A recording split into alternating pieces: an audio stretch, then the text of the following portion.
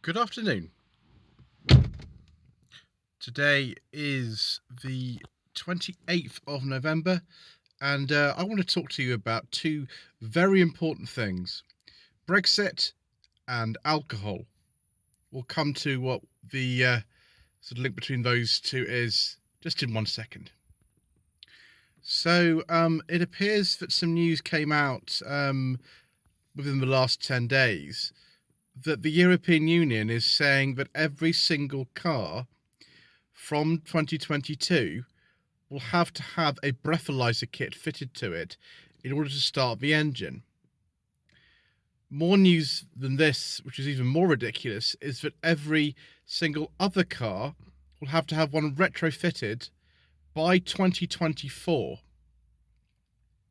Now, this apparently is not affected by whether we remain within the European Union or not, because a lot of manufacturers are not even going to bother, sort of bending the rules just for Britain to not do things.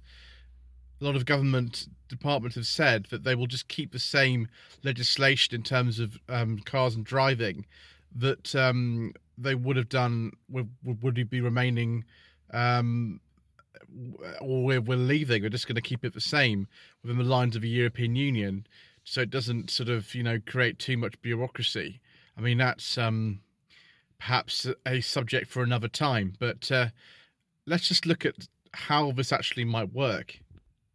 Those of you who've been driving in France over the last few years will know that French law dictated for some time that you had to carry a breathalyzer kit in the car with you.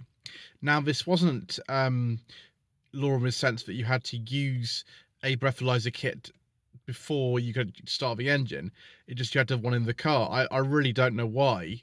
I think that's a bit pointless personally, but I'm not in France. I have a French degree, but I don't make the laws over there. So yes, obviously the Gilets jaunes, or the yellow vests as they were known, protested against loads of things like that, wearing the high visibility vests that they had to carry in their cars. It was kind of funny and kind of not funny, really, all went on with that. So that is one stage further than having a breathalyzer in your car. It's having one hooked up to the ignition system, whether you've got an electric, petrol, or diesel car, and actually not being able to drive it until you've blown into the bag. I don't know quite what we're going to do in terms of hygiene and things like that, but yes, apparently from 2022, the European Union have passed this into being law. So quite aside from the fact that people over here have said whether or not we leave the European Union are sort of, kind of policies in terms of what we have to put in cars, like airbags, ESP, ABS, that kind of thing. They'll stay within the same as it was in Europe. I just don't see how they're going to get every single car that exists within Britain, or indeed within the wider European Union too, to have a breathalyzer kit that you have to blow into before you start the car by 2024. I just don't see how that's going to be possible. The oldest car I've reviewed on Twee Jacket Reviews is Mr. Jamie Coleman's 1982 Ford Granada 2.8 Gear X Estate. That's got a carburettor, so I don't really know how that's going to work with all these older cars. I've driven a Renault 11 recently as well that used to belong to Mr. Coleman, and that had a manual choke on it. So are they really intending to put a breathalyzer in every single one of these cars, even the really old ones? I mean, what would you do about a Ford Model T, for example? Can you really integrate a breathalyzer kit into a Ford Model T? I don't really know. I don't normally get kind of sort of very, very kind of how do I put this, sort of overexcited in a negative sense about these things, all worked up. But I think this is just an absolutely terrible idea. I just think it's awful. So we've got this sort of issue that a lot of people have said, and the reason I was highlighted about the breathalyzer law was because I supplied my set Toledo for the OSV channel to film the weekly news segment Behind the Wheel in it last week, and you'll see an interview we talking about the car on their channel. I don't know if it's going to come out tomorrow or later, but it's me on there anyway. And Tom, who's the marketing assistant who does the Behind the Wheel videos, he was talking about it and saying that people have said, well, what happens if you just get someone else to blow into the bag for you? Which you could do. You just get someone else to blow into the bag for you. Now, blood alcohol limits on the continent do vary. We've got one of the most generous ones in Europe. The French, despite all their lovely alcohol, their sort of beers and the and the wines and the absinthe and things like that, they actually have a lot stricter than we do.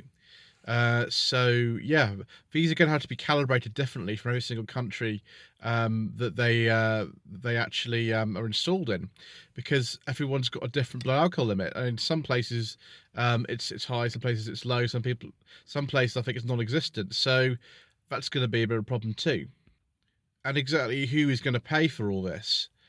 I take it that the manufacturers who provide new cars by 2022, which have to have the breathalyzer kits installed within the ignition system, that they will have to put those in. And I'm sure they'll just pass the cost on to people who buy them. But if you have a second-hand car, you're going to have to put that in yourself, aren't you?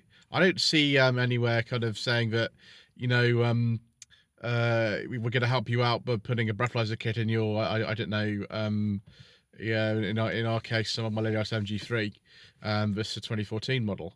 I think you're going to have to do this yourself. And I don't know how you're going to wire all this up. And if you have several people driving a car in the space of a day, it's not going to get a bit disgusting if you're all blowing into the same bag.